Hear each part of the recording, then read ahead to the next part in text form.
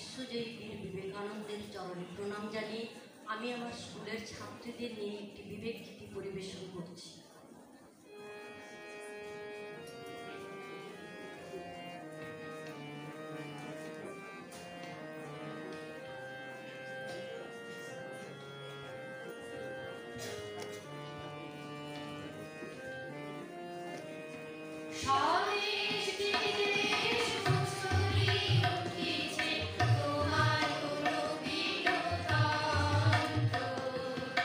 আকাশ বাতাস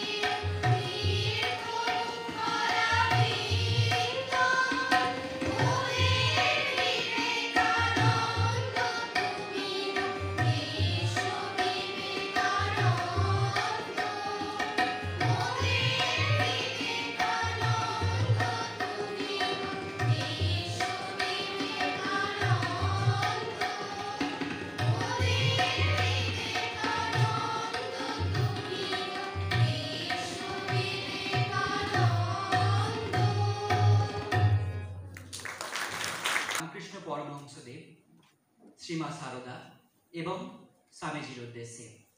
সেই সাথে সাথে আজকে এই অনুষ্ঠানে উপস্থিত পূজনীয় মহারাজগণ, বিশিষ্ট অতিথিবৃন্দ এবং আমার সকল সহপাঠী এবং ছোট ছোট ভাই বোন তথা আজকের বিবেকানন্দ এবং ভগিনী নিবেদিতাদের জানাই যথাযোগ্য স্থানে প্রণাম, শ্রদ্ধা এবং ভালোবাসা।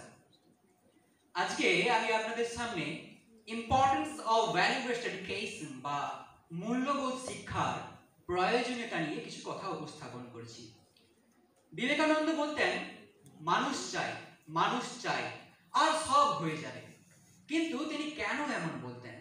তখনকার দিনে কি তাহলে মানুষ ছিল না?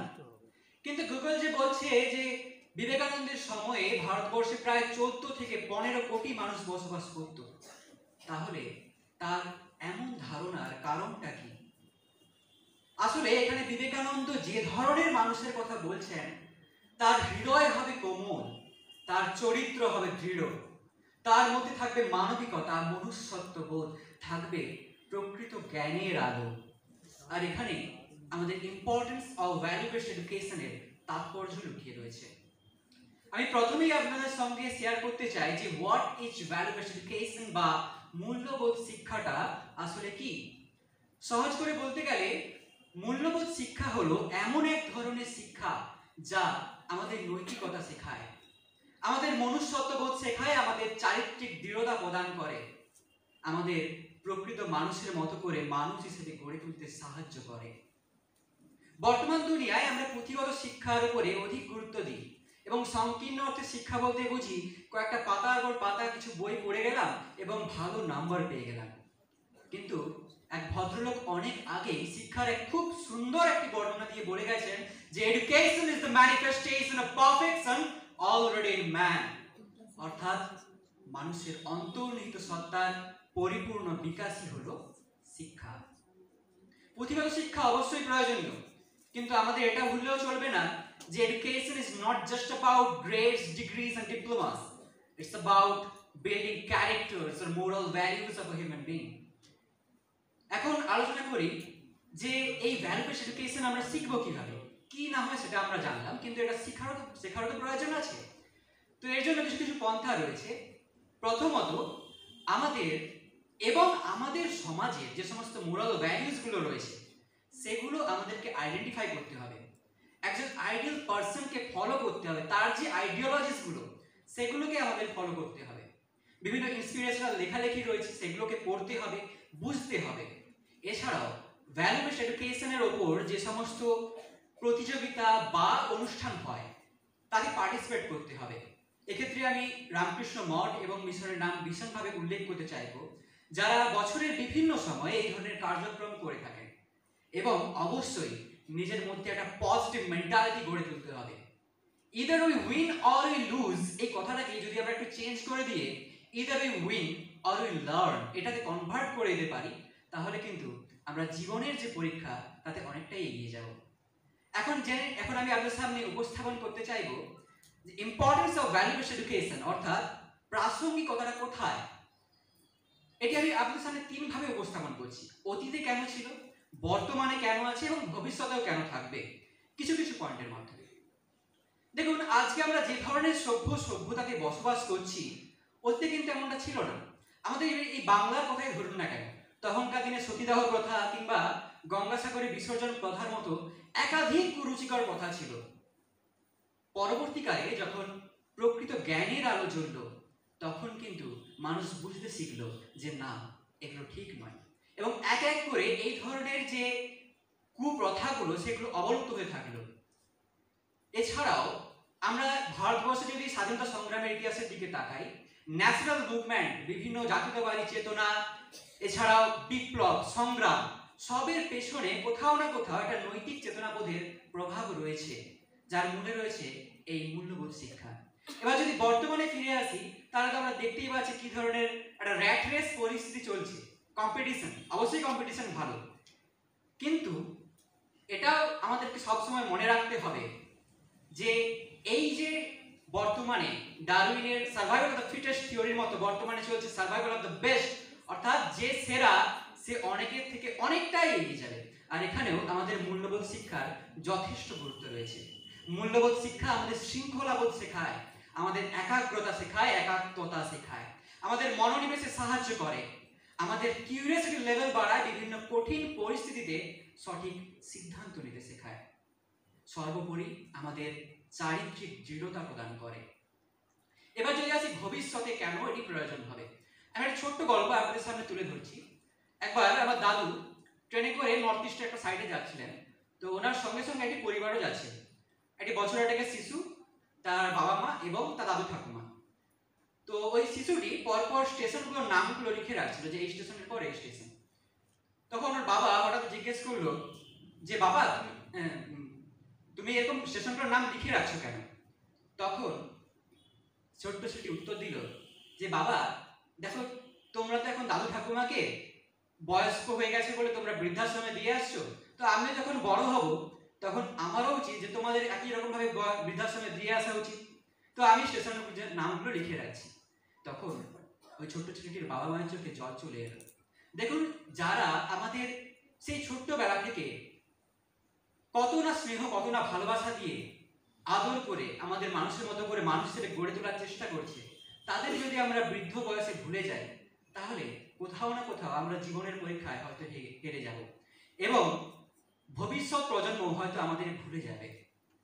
এছাড়াও বর্তমানে আমরা দেখছি যে চারিদিকে কেমন যুদ্ধ পরিস্থিতি চলছে, রাশিয়া ইউক্রেন কিংবা যদি আমরা প্যালেস্টাইন ইসরায়েল যুদ্ধ দেখি, এখানেও কিন্তু মূল্যবোধ শিক্ষার যথেষ্ট গুরুত্ব রয়েছে। মূল্যবোধ শিক্ষা বিশ্ব ভ্রাতৃত্ববোধের বিকাশ ঘটায়, তাই এক শান্তিপূর্ণ পরিবেশ এবং বিশ্ব গড়ে তুলতে এই মূল্যবোধ শিক্ষার যথেষ্ট প্রভাব রয়েছে। পরিশেষে এটাই বলবো যে শুধুমাত্র পুঁথিগত শিক্ষা নয়, শুধু যদি তাই হতো তাহলে একজন এখানে আজকে আছেন আমাদের ঠাকুর শ্রী শ্রী রামকৃষ্ণ পরমহংসদেব, যার কাছে হয়তো গ্রেড বা মার্কস ছিল না, পুঁথিগত শিক্ষা হয়তো সেভাবে ছিল না, কিন্তু তিনি আজও আমাদের মধ্যে পূজনীয় এবং ভবিষ্যতেও থাকবেন। তাই শুধুমাত্র পুঁথিগত শিক্ষা নয়, পুঁথিগত শিক্ষা এবং মূল্যবোধের শিক্ষা, এর মাধ্যমে জ্বলে উঠবে প্রকৃত শিক্ষার আলো, গড়ে উঠবে আমার ভারত, অমর ভারত। ধন্যবাদ।